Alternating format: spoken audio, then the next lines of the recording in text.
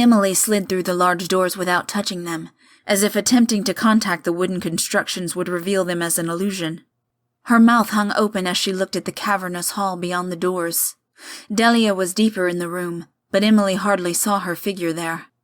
The youngest felt like a child then, one who was too ignorant to be afraid.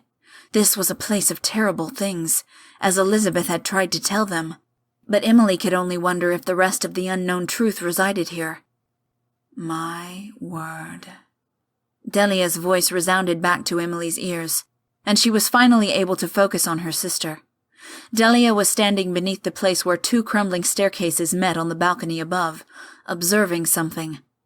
Emily moved forward, the click of her footsteps louder than they should have been in the wide chamber. She had to take quite a few steps before she came upon what had captured Delia's attention. Leaning between the floor and wall, where it had apparently fallen, was a large portrait, nearly as tall as Emily was.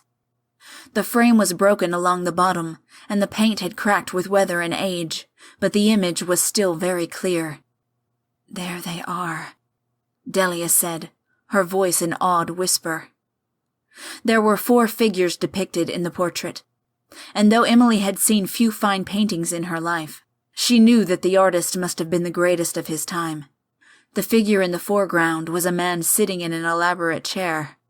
He was well past his prime, but still appeared majestic and powerful. Judging by the shape of his face beneath his thick white beard, Emily would guess that he had been an attractive man in his youth. She didn't, however, spend any more time considering the man who had surely been the lord of this castle. The 3 figures standing behind him demanded her attention. The men each had different hair and eyes. They were of different heights and frames, but there was still something very similar about them all, obviously family. The foremost of them, who had a ringed hand resting on the back of the golden chair, was tall and dark. The cut of his face was as sharp as his eyes, promising harshness and cruelty. Dark waves of hair cascaded down his fine coat. His position in the picture and the signet on his hand proclaimed that he was the eldest son, the heir to all the ruin around them now. The next son, positioned to the immediate right of his father, was slightly shorter than the first and was of a much slimmer frame. It was clear that the eldest enjoyed activity, but this second son clearly did not care much for that. A scholar? An artist, perhaps? His face remained boyish and attractive. Brown hair swept across his forehead. Emily was nearly stuck on his eyes so deep and soulful that she could have looked into them forever, before she managed to examine the third son. But what would she find there in those dark eyes? Sinister thoughts? Or simply chilling emptiness?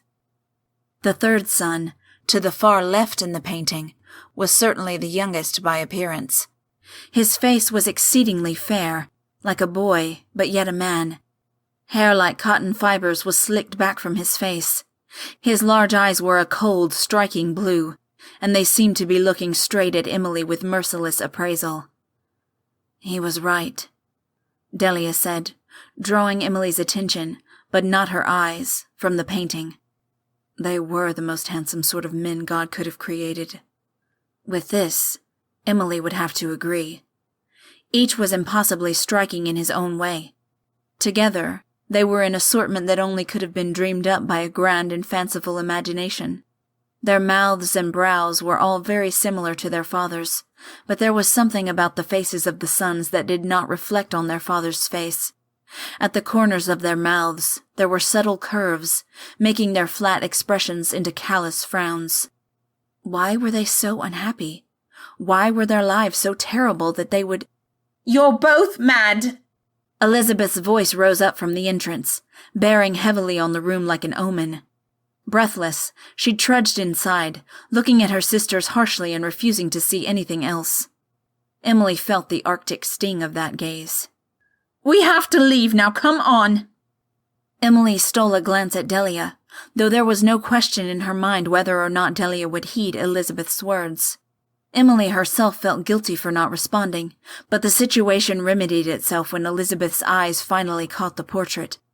She moved closer absently, staring at the faces of the Lord's sons, their eyes all staring back at her.